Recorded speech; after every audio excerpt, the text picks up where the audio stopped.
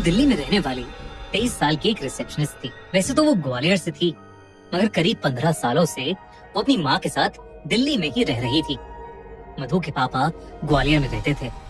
कई बार बुलाने के बावजूद भी उनके पापा पिछले 15 साल से मधु से मिलने नहीं आए थे। मधु की माँ अक्सर ग्वालियर जाती थी, लेकिन वो कुछ न कुछ बहाना करके हमेशा ही मधु को ग्वालियर जाने के लिए मना कर देती थी। और इसलिए मधु अपने माँ बाप दोनों से बेहद नाराज रहती थी। ऐसे ही एक रोज जब मधु की माँ और उसकी बहन ग्वालियर में थे, तो मधु ने अपने होटल से छुट्टी लेकर ग्वालियर जाकर सबको सरप्राइज करने का एक प्लान बनाया। लेकिन जैसे ही मधु ग्वालियर वाले घर पहुंची, उसकी माँ उसे देखकर सुन्न पड़ गई। ऐसा लग रहा था मानो कुछ घोर अनर्थ हो गया हो। मधु की माँ एकदम से बहुत ज्यादा घबरा गई और वो मधु को वापस दिल्ली जाने की भीख मांगने लगी। मधु को ये बहुत अजीब लगा। उसने अपनी माँ से कहा कि वो अपने पापा से मिलने आई है और उनसे मिले बिना वो कहीं नहीं जाएगी। देर रात हो चुकी थी। मधु की माँ ने उसे बहुत समझाया, लेकिन मधु नहीं मानी। उस रात काफी देर हो चुकी थी, लेकिन उसके पापा अभी तक घर नहीं आए थे, ना ही उनका फोन लग रहा था।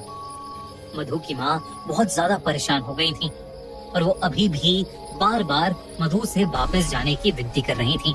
अपनी माँ की ऐसी बातें सुनकर मधु का दिल टूट गया था। उसे लगने लगा कि शायद उसके पापा उससे मिलना ही नहीं चाहते, और इसलिए उसने अपनी माँ की बात मान ली और वो घर से रेलवे स्टेशन के लिए निकलने ही वाली थी कि अचानक उसे चक्कर आने लगे और वो घर की चौखट पर बेहोश होकर नीचे गिर गई। उस रात उसे एक सपना आया कि उसके पापा ग्वालियर फोर्ट में भूल भुलैया में फंसे हैं और मधु को ढूंढ रहे हैं, और ढूंढते ढूंढते वो ग्वालियर फोर्ट की छत पर पहुंच गए हैं। तभी उन्हें वहाँ एक लड़की दिखी जो मधु की तरह दिख रही थी। लेकिन जैसे ही उसके पापा उस तक पहुंचे, उन्होंने देखा कि वो मधु नहीं बल्कि एक भयानक औरत है जिसका आधा सर है ही नहीं। और ये देखते ही वो ग्वालियर फोर्ट की उस छत से नीचे गिर गए। उनके नीचे गिरते ही मधु की चीख निकली, बाबा! और मधु की नींद टूट गई। सुबह हो चुकी थी और उसके घर पर भीड़ इकट्ठा थी। मधु की माँ ने उसे बताया कि कल रात मधु के पापा ने ग्वालियर फोर्ट की छत से कूदकर अपनी जान दे दी। जब ये बात मधु ने सुनी तो उसका दिल पूरी तरह चकनाचूर हो गया। सब लोगों के जाने के बाद वो तुरंत अपनी माँ को साइड में ले गई और अपने सपने के बारे में बताने लगी। और तब उसकी माँ ने मधु को कुछ ऐसा बताया जिसे सुनकर मधु की रूह कांप गई। दरअसल 15 साल पहले जब मधु छोटी सी थी, तब उसके पेरेंट्स उसे ग्वालियर फोर्ट घुमाने लेकर गए थे। उस दिन फोर्ट में बहुत भीड़ थी, जिसकी वजह से छोटी सी मधु अपने पेरेंट्स से अलग हो गई थी। वो मान सिंह महल के सबसे नीचे वाले फ्लोर में फंस गई थी।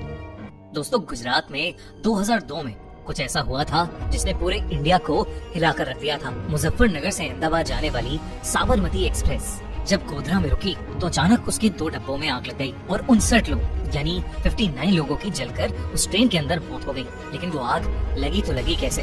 क्या है गोधरा कांड का सच? जानने के लिए देखिए हमारी नई क्राइम स्टोरी गोधरा कांड, सिर्फ हमारे crime channel the crime show by खूनी मंडे पर। लिंक डिस्क्रिप्शन और पिन कमेंट में। जो अंडरग्राउंड था वो उस ग्वालियर फोर्ट की एक ऐसी जगह थी जहां अक्सर कम ही लोग जाते थे। उस जगह को रात में अक्सर बंद कर दिया जाता है, क्योंकि लोग कहते हैं कि ग्वालियर फोर्ट की उस जगह में रात को मुगलों और अंग्रेजों के जरिए मारे और सताए गए राजा रानियों की आत्माएं भटकती हैं। इन्हीं सब बातों से मधु के पेरेंट्स का डर बढ़ता जा रहा था, लेकिन फिर भी उन्होंने गार्ड्स को बताया कि उनकी बेटी मधु अंदर रह गई है। वो सब मिलकर मधु को ढूंढने लगे। तभी अंदर बैठी मधु को अचानक से गाने की आवाज आने लगी। उठकर उस आवाज की तरफ गई। देखते ही देखते मधु को अपने आगे चल रही एक परछाई नजर आई। मधु ने उसे आवाज लगाई तो वो परछाई हवा में कहीं गायब हो गई। तभी मधु को ऐसा लगा कि जैसे उसके पीछे कोई खड़ा है। वो पलटी तो उसने देखा कि सफेद लहंगे में एक औरत उसके सामने खड़ी है। उस औरत का भयानक चेहरा देख नन्ही सी मधु की चीख निकल गई। उसका आधा चेहरा था ही नहीं और उसके हाथों और पैरों में कीड़े चल रहे थे। देखकर मधु बहुत ज्यादा डर गई और भागकर किसी कमरे में घुस गई। उसने दरवाजा अंदर से लॉक कर लिया और जोरों से रोने लगी। तभी उसे दीवार खुरचने की आवाज आई और उसने देखा कि वही औरत उस कमरे के कोने में बैठी दीवार पे कुछ मंत्र लिख रही है। उसके हाथ में सफेद रंग का पाउडर है। मधु उसे देखकर वहीं जम गई। तभी उस औरत ने अपना चेहरा धीरे से पलटा और मधु की तरफ रेंगती हुई आने लगी। उसने मधु की आंखों में झांका और उसके माथे पर वो व्हाइट पाउडर लगा दिया।